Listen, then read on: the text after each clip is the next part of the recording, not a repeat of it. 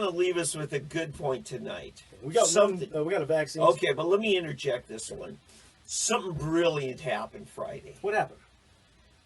In global politics, over there in Europe, in the EU, Great Britain finally said, "That's it. We're out of here. Deal or no deal."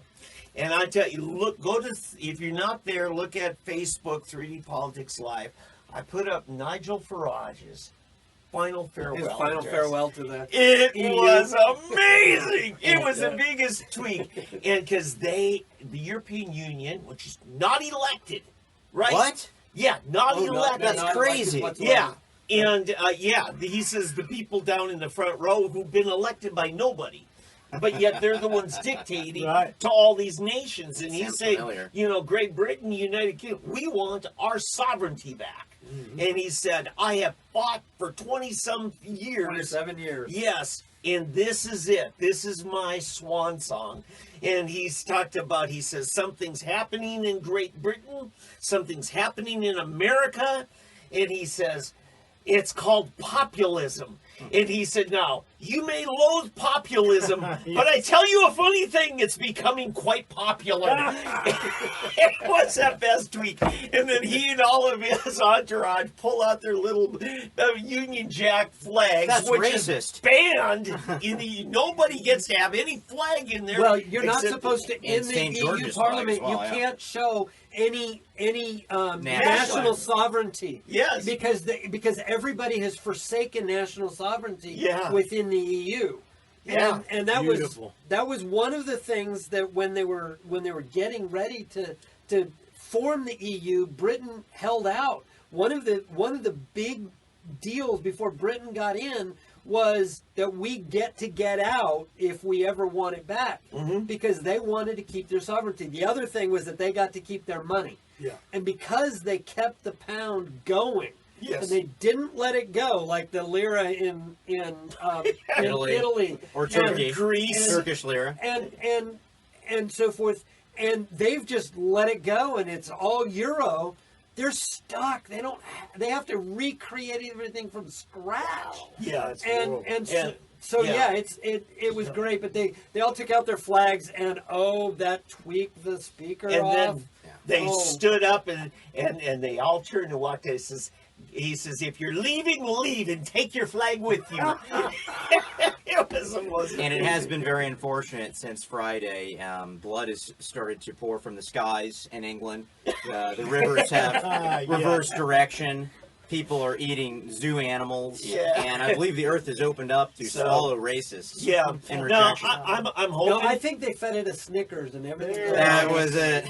And I would expect Trump to say something tomorrow night in the State of Union address. I think we need to make an overture with Great Britain to say, hey, let's make a deal.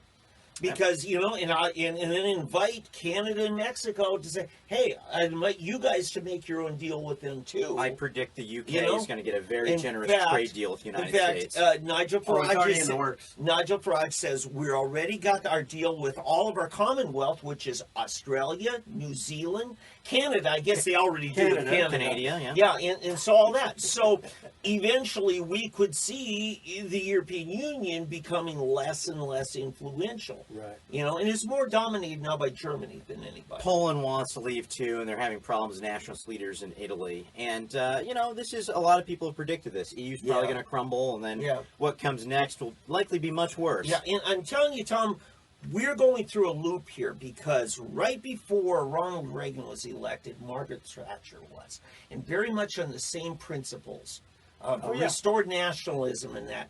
And I remember him telling the story at their G7 where we were trying to, break through with the Soviet Union, and he had this socialist from Canada who happened to be named Bernie Trudeau. Oh my gosh. Pierre Trudeau.